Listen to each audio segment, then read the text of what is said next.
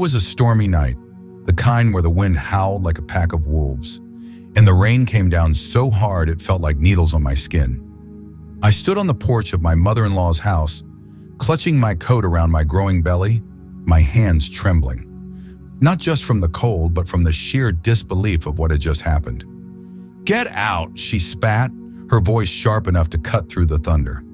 Her eyes burned with fury, her perfectly manicured fingers clutching the stack of papers she had shoved in my face an hour earlier. Those cursed house papers. "Sign them or leave," she had said, her tone dripping with venom. I couldn't. I didn't understand what I was signing, and something deep in my gut told me not to. Maybe it was the way she avoided looking me in the eye when I asked what it was for, or the way she'd snap every time I brought up my husband's name. Whatever it was, my refusal had sent her into a rage I hadn't seen before. And now here I was, her daughter-in-law, her grandchild growing inside me, standing in the middle of a storm with nowhere to go. My husband was away on business, and she knew it. This wasn't just about the papers. It was personal. "You'll regret this," she hissed, standing in the doorway, her silhouette illuminated by a flash of lightning. "If you knew what's buried here, you'd sign those papers without a second thought." Her words stopped me cold. What's buried here?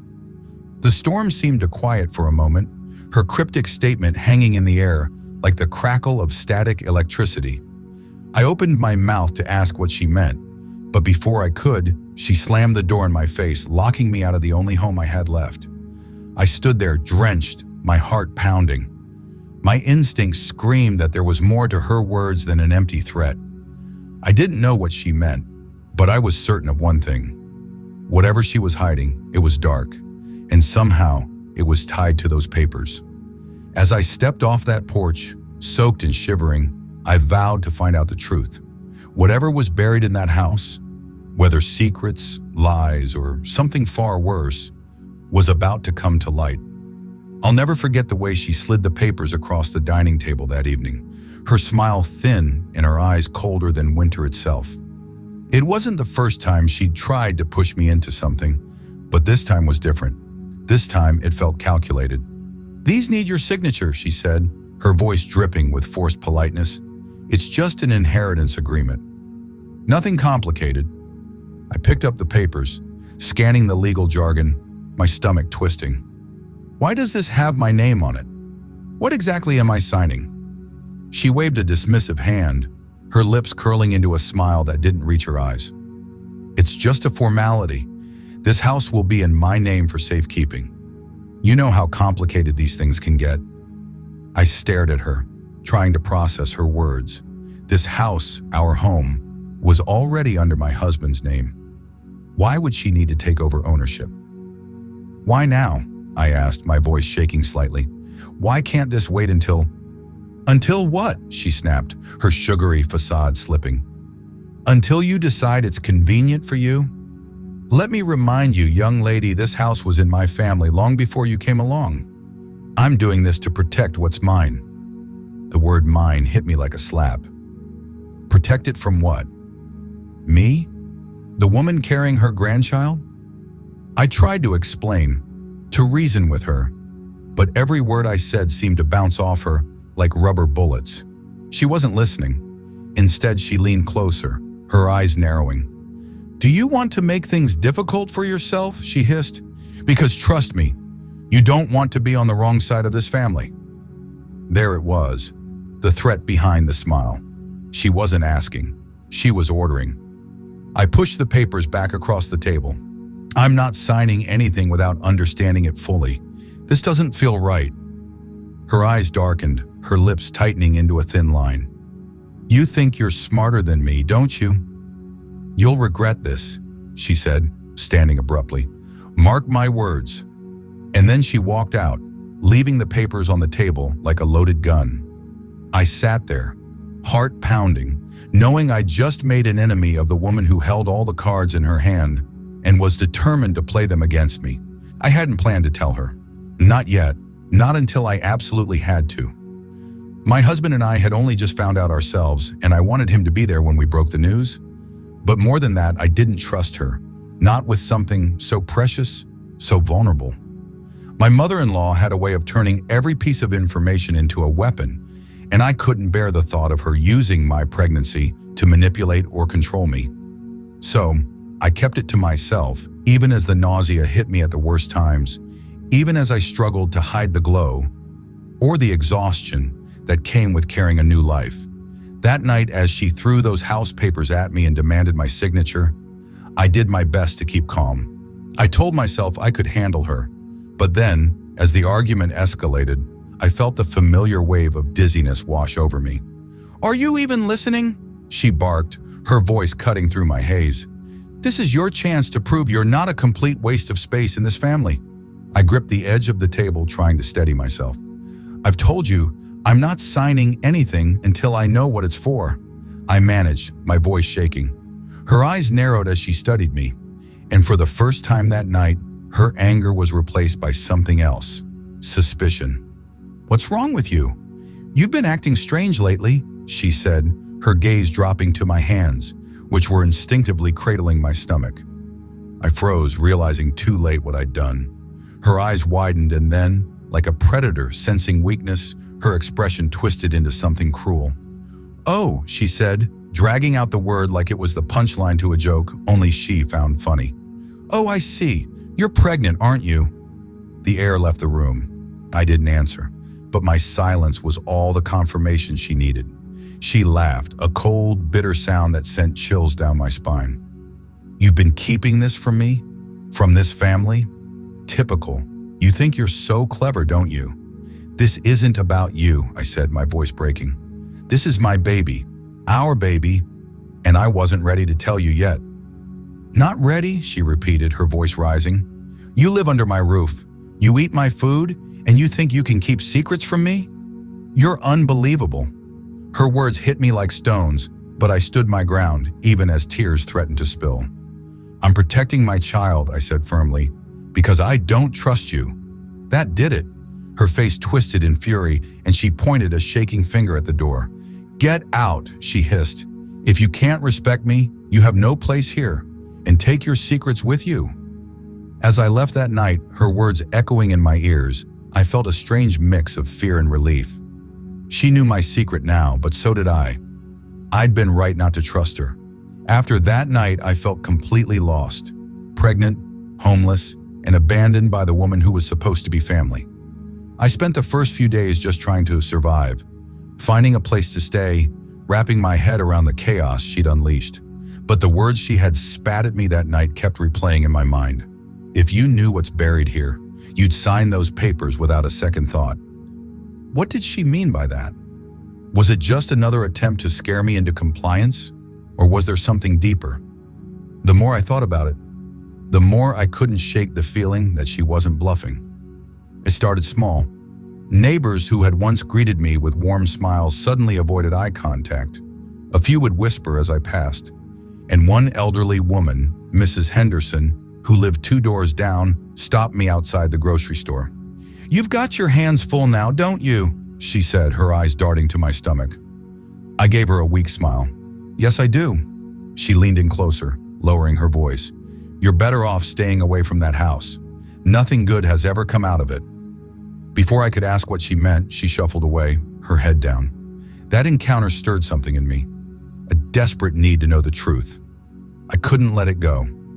A few days later, I found myself walking back to the house under the cover of night.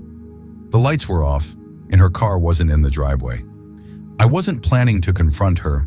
I just needed to see the place again, to feel connected to what I'd lost. But as I stood there, I noticed something I hadn't before. A stack of old boxes in the garden shed, partially visible through the broken door. The shed had always been locked when I lived there, but now it stood slightly ajar, as if inviting me in. Curiosity won. I slipped inside and started rifling through the boxes. Most of it was junk, old tools, yellowed newspapers. But then I found an envelope. It was thick, with my husband's father's name scrawled on the front in faded ink. Inside were letters and documents, love letters, deeds, and most startling of all, a death certificate for a man I didn't recognize. The dates didn't add up either. This man had died years before my husband was even born. One letter in particular chilled me to the core. It was written by my mother-in-law addressed to someone named Richard, begging him to keep the truth buried for the sake of the family. It hinted at lies, betrayal, and something that had to do with the house itself. Suddenly, her obsession with the house made sense. It wasn't just property to her. It was a vault, holding secrets that could destroy everything she had built. I left the shed that night more determined than ever. Whatever she was hiding, I was going to uncover it. And when I did, she'd finally have to face the truth. The night I was thrown out felt like the lowest point of my life. The rain soaked me to the bone as I wandered aimlessly, clutching my stomach, wondering how I'd keep my baby safe. I didn't have family nearby, and most of my friends were tied to my husband's social circle, people who would have run straight to my mother-in-law if I reached out. I ended up in a cheap motel that first night, using what little cash I had saved. It wasn't much. A dingy room with flickering lights and the constant hum of traffic outside. But at least it was shelter. I sat on the bed, staring at the peeling wallpaper, trying to calm the storm in my chest. I had no plan, no home, and no clue how I'd navigate the months ahead. The next few weeks were a blur of survival. I applied for a temporary job at a local cafe, one of the few places that didn't ask too many questions. The pay was meager, but it kept me afloat. I started eating at soup kitchens and thrifted maternity clothes when my belly began to show. It wasn't glamorous, but I was determined to stay on my feet, for myself and for my baby. Amid all this, her words haunted me. If you knew what's buried here. What could she have meant? The house felt like a puzzle I couldn't ignore, and the fragments I'd found in the shed only deepened my curiosity. One night I decided to take a chance. Reached out to Mrs. Henderson, the elderly neighbor who had warned me about the house. At first, she was hesitant to talk, but when I told her I wasn't living there anymore, she softened. "That house has seen more tragedy than most," she began, her voice low. "Your husband's father wasn't the first to die under mysterious circumstances there. And your mother-in-law? She's always been at the center of it." She told me about strange disappearances, whispers of a family feud, and how the house had passed down through generations, each owner more secretive than the last. "People say there's something buried under that house, something that ties her to it. I don't know what, but it's kept her obsessed for years." Her words sent chills down my spine. The house wasn't just a home, it was a vault for secrets, and I had only scratched the surface. I spent my nights piecing together what I could. I visited the town library, combing through old records and archives. I found news clippings about a missing man who had been last seen near the house decades ago. There were vague mentions of a land dispute and an unsolved robbery that involved a large sum of money. Slowly, the pieces were coming together, and they all pointed to my mother-in-law. The house wasn't just her refuge, it was her prison. And whatever she was hiding there, I was determined to uncover it, no matter how dangerous the truth might be. The deeper I dug into the mystery of the house, the more I realized that nothing about it was ordinary. There were whispers, rumors, and fragmented pieces of the past that seemed to swirl around the property like ghosts. But as I pieced things together, it became clear that the house held a dark secret, one that went far beyond my mother-in-law's obsessive need for control. It all started with an old police report I found in the back of a dusty file at the local library. The date was from the late 1960s, and it detailed the disappearance of a man named Richard Holloway. His name seemed familiar, but it didn't fully click until I came across a photograph in one of the documents. Richard was my husband's uncle, my mother-in-law's brother. He had vanished without a trace one night, and the case was never solved. But as I read the report, something stood out. The last place he was seen? The very house my mother-in-law had clung to for years. According to the report, Richard had been investigating something related to the house, some sort of hidden treasure, possibly a stash of money or valuables, that had been passed down through generations. It was believed to be locked away somewhere inside the walls, hidden during the family's darkest times. The police had never found any evidence of foul play, but Richard's sudden disappearance left a trail of unanswered questions. I couldn't help but connect the dots. My mother-in-law had always been cryptic about her past, And when I thought back to the way she had forced me to sign those papers, or else leave, I began to see the larger picture. She wasn't just trying to secure the house for herself. She was protecting something, and it wasn't just her legacy. It was the secret that the house held, the hidden fortune that Richard had been chasing, the same fortune she had been trying to safeguard for decades. I spent days combing through more of the old family archives I had found in the shed. There were letters from Richard to my mother-in-law, written in the months leading up to his disappearance, filled with cryptic references to the treasure and warnings about the family curse. These letters painted a picture of a bitter rivalry between my mother-in-law and her brother, one that had only deepened after their father's death. Richard had become obsessed with the idea of finding the hidden fortune, but it seemed my mother-in-law had made sure no one would find it, not even her own brother. As I pieced it all together, I realized just how far my mother-in-law had gone to protect the house and whatever was buried inside it. She wasn't just hiding a fortune, she was hiding a crime. She had likely been involved in Richard's disappearance, and the house was the key to everything. The fortune, the murder, the power, it all came back to that place, that house that had consumed her life. I couldn't stop myself from feeling both pity and anger.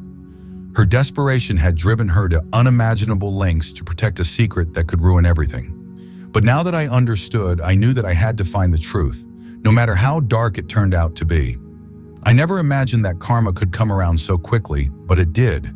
And when it hit hard. Once I had pieced together everything about the house, the hidden fortune, the disappearance of Richard, the twisted games my mother-in-law had played over the years, it was like a weight lifted off my shoulders. I knew what I had to do. It wasn't just about taking control of the house anymore. It was about revealing the truth, no matter how much it would cost her. The first step was reaching out to a lawyer. I knew I couldn't do this alone, especially when my mother-in-law was so well connected and used to getting her way. But I found someone who was willing to take on the case, a lawyer named Tom, who had a reputation for uncovering family secrets and taking down the powerful. He believed in justice, and after hearing my story, he was ready to help. We gathered everything: Richard's letters, the police reports, the old deeds, and even some of the incriminating documents I had found in the house. My mother-in-law had made sure no one could trace the missing fortune, but I now had enough to start poking holes in her story. We also found a couple of old witnesses who remembered seeing Richard fight with her in the years before his disappearance. Slowly but surely, everything began to come together. It wasn't just about the hidden fortune anymore. It was about her responsibility in his disappearance. And once we had the evidence we needed, I decided to confront her. But this time, it wouldn't be just me. It would be in front of a judge, in a court of law. When we presented everything in court, I could see my mother-in-law's face turn pale as each document was read aloud. Her carefully constructed facade began to crack. The old letters she had written to Richard, the ones she thought had been long buried, were there for everyone to see. The legal battle wasn't just about the house anymore. It was about her life's secrets unraveling in front of everyone she'd ever known. Her reputation, which she had so fiercely protected, began to crumble. People who had once been in awe of her, who had seen her as a pillar of the community, now started to turn away. The whispers I had heard from the neighbors started to grow louder. She wasn't the lady they thought she was. She was a woman who had lived a life full of lies, manipulation, and betrayal. But it didn't end there. The most shocking twist came when we discovered that the house wasn't even legally hers to keep. The original deed, the one she had always claimed gave her ownership, was a forgery. It was clear that she had forged her late husband's signature years ago, in a desperate bid to secure the house for herself. Once that came to light, her entire claim to the property was shattered. The house was no longer hers. In a cruel turn of fate, she was forced to give it up. The house, her obsession, her pride, slipped through her fingers like sand. And in the end, I was the one who inherited it. It felt surreal, but I knew it wasn't about the property anymore. It was about the truth, about her past catching up with her, and the justice my son would inherit. Karma had come full circle. She had spent years manipulating, lying, and controlling, But in the end, it was her own greed and need to protect a dark secret that brought her down. She lost everything: the house, her reputation, her power. And all I had to do was let the truth come to light. The dust had finally settled. It felt surreal, standing in the middle of the house that had been the source of so much pain and uncertainty for me. After everything, being thrown out, the weeks of struggle, the battle in court, this house was mine now. But more than that, it was a symbol of my perseverance, my refusal to let my mother-in-law's twisted control dictate my future. When the judge ruled in my favor, I remember feeling an overwhelming sense of relief. It wasn't about the property or the fortune anymore. It wasn't about the house at all.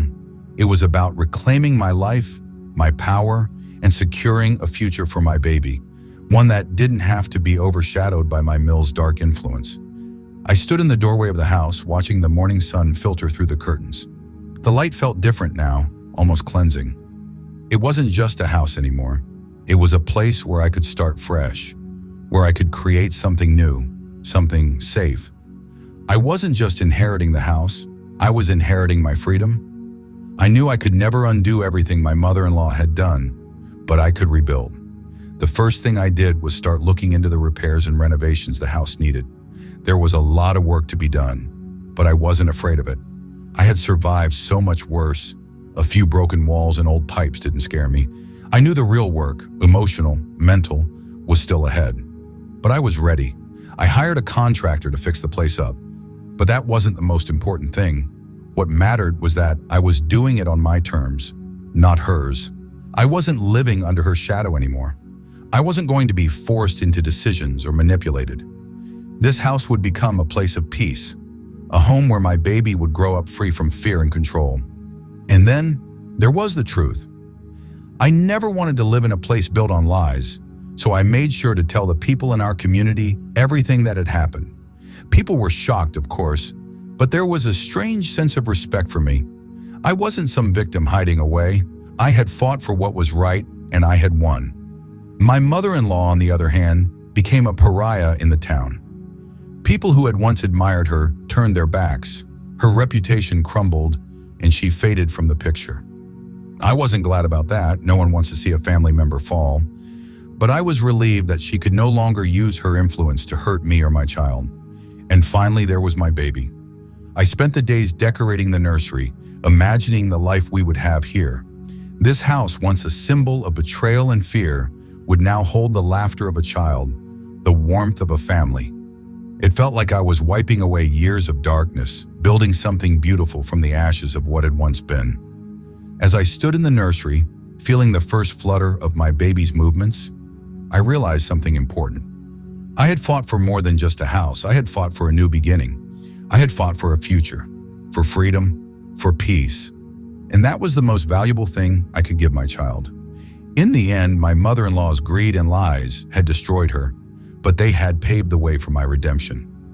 I wasn't just surviving anymore, I was thriving, and I would do whatever it took to make sure my baby never had to face the same struggles. The future was bright now, and I was ready to embrace it with open arms.